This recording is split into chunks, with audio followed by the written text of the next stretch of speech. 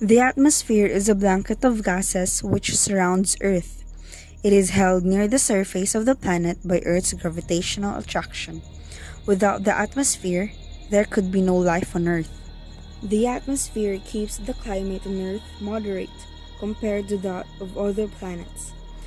The composition of Earth's atmosphere is about 78% nitrogen, which fixed by bacteria and lightning to produce ammonia used in the construction of nucleotides and amino acids.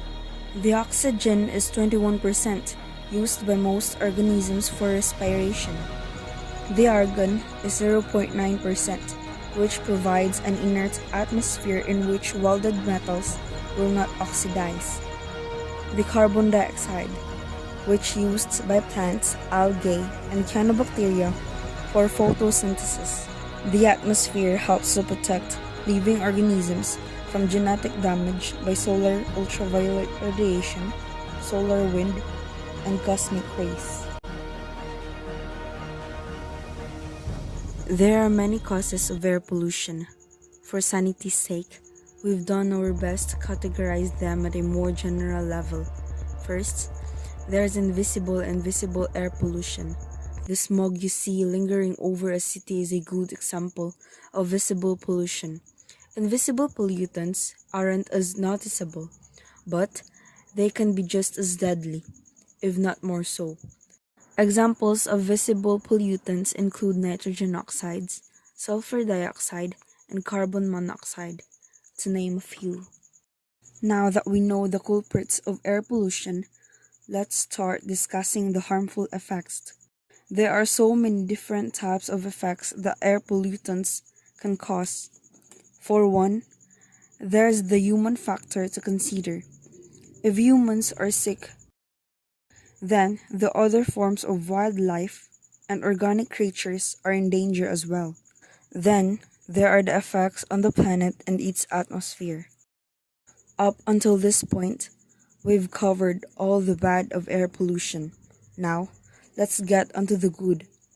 Well, there's actually not much good to say for air pollution, but there are a number of positive ways it can be dealt with. Understanding the causes and effects proves to be important so that we can determine how best to combat it. Reducing the use of fossil fuel-powered automobiles is clearly something that can help. Same with finding unique ways to reduce energy consumption.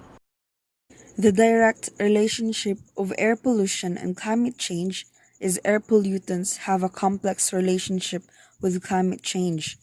Some pollutants, such as black carbon and ozone, increase warming by trapping heat in the atmosphere, while others, such as sulfur dioxide, forming light-reflecting particles, have a cooling effect on the climate. My message to the government, or even the common people, is to plant trees as much as possible. Our Earth is slowly losing the ozone layer because of the harmful air pollution and global warming, due to the smokes coming out from big factories, to the smoke released by our vehicles in the streets, to burning our garbages from the Smoky Mountain, or even at our own backyards. We can only imagine the amount of air pollution that the Earth gets every second. Not to mention the illegal logging activities done by people to the forests, reason why there's no more enough trees or plants to absorb carbon dioxide that we produce.